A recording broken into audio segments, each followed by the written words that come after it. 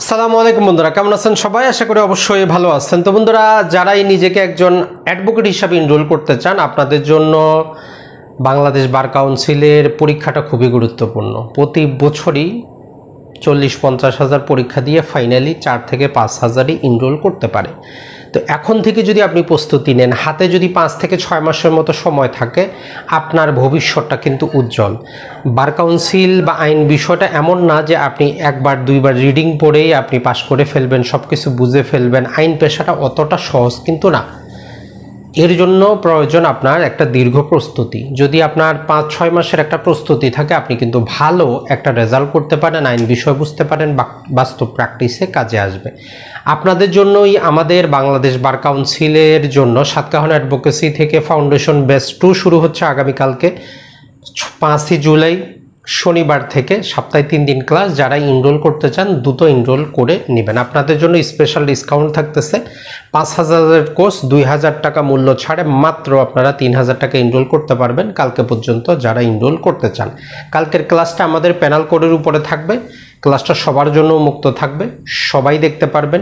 ইউটিউবে লাইভ হবে, চাইলে জুমে অংশগ্রহণ করতে পারেন। তো বন্ধুরা, এই যে আমাদের বাংলাদেশ বার কাউন্সিলে, সেখানে মূলত আমাদের 7টা সাবজেক্ট আছে। আমরা মোটামুটি এগুলো জানি, তারপরও আমাদের একটু জানতে হবে এই সাবজেক্টগুলোর নাম, এগুলোর বিষয়গুলো। সর্বপ্রথম সেখানে আমরা পরীক্ষা দিই তামাদি আইনের উপর, লিমিটেশন অ্যাক্টের উপর। 10 মার্কের এমসিকিউ আমাদেরকে দিতে হয় সেখানে। এখন এই লিমিটেশন অ্যাক্টটা যদিও ছোট, কিন্তু এর যে সারমর্ম, এর যে ভাবার্থ, এর যে শিডিউল দেওয়া আছে, সেখানে অসংখ্য জিনিস আছে, টেকনিকের প্রয়োজন। আপনি বাসায় নিজে নিজে একা পড়ে তা 100% আপনি কি করতে পারবেন না, এটাই বাস্তবতা। যেহেতু আপনার ভার্সিটি লাইফে আপনাকে সেইভাবে গড়ে তোলা হয় নাই, বা গড়ে তুললেও আপনি অতটা অ্যাটেনশন দেন নাই, এই জন্য আপনার পক্ষে একা কখনোই 100% রূপে আপনি ভাইভাতে পাশ করলে, এমসিকিউতে পাশ করলেও রিটেনে কিন্তু ফেল করবেন। তো এই জন্য অবশ্যই ভালো একজন মেন্টরের সহায়তা নিয়ে পড়াশোনাটা কন্টিনিউ করেন। একটা বেয়ার অ্যাক্ট ক্রয় করে নেন।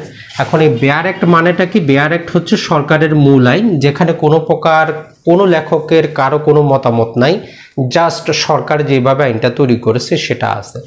এর পাশাপাশি ভালো মানসম্মত একটা লেখকের যে কোনো একটা গাইড বই সংগ্রহ করেন, পাশাপাশি আপনার নিজের হ্যান্ড নোট করা শুরু করেন। এই 3টা কাজ দিয়ে যদি আপনি নিজেও ঘরে বসে পড়াশোনাটা কন্টিনিউ করেন, আগামী 6 মাস পরে যে পরীক্ষাটা হতে যাচ্ছে নভেম্বর বা ডিসেম্বরে, সেটা আপনার জন্য সুফল বয়ে আসবে।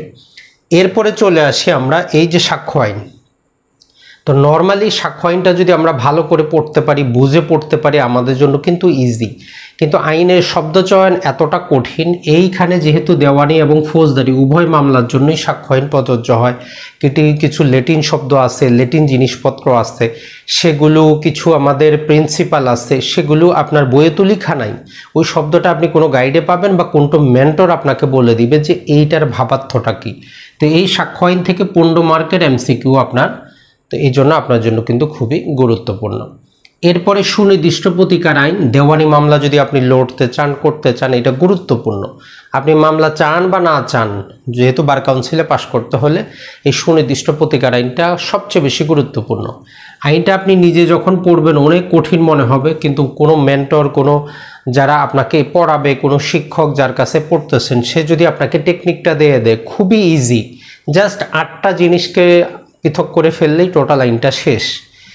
এরপরে আমাদের এই যে সিআরপিসি, লম্বা চড়া 20 মার্কের এমসিকিউ, অনেক বড় সাবজেক্ট, 565টা সেকশন আছে, যেটা স্বাভাবিকভাবে মানুষ দেখলে বা আপনি পড়তে বসলেও আপনি কোনটা ছাড়বেন আর কোনটা পড়বেন। তো এই জন্য যখন আপনি প্যাটার্ন আকারে পড়া শিখবেন, আপনার জন্য ইজি হবে।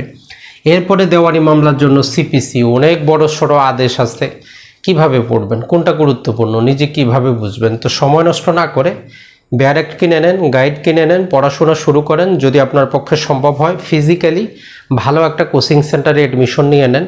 যদি আপনার পক্ষে দূর দূরান্তে থাকেন, আপনার অঞ্চলে না থাকে, আপনি অনলাইনে নিতে পারেন, বা আমাদের অনলাইন কোর্স চলতেছে সেখানে চলে আসতে পারেন। কারণ দেখেন যে আপনাকে পাশ করতেই হবে, সেটা আপনি নিজে ট্রাই করেন। ফিজিক্যালি কোচিং সেন্টার থাকলে সেখানে যেতেই হবে, কিছু করার নাই।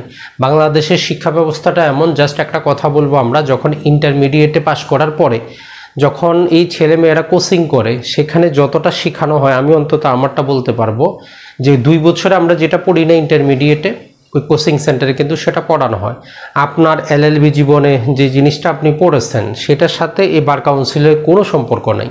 তো এখন আপনি যদি ভালো আইন বিষয় জানেন, কিভাবে আইনটাকে পড়তে হয়, কোথায় কি আছে, তখন হয়তো আপনি নিজে প্রস্তুতিটা নিজে নিতে পারবেন।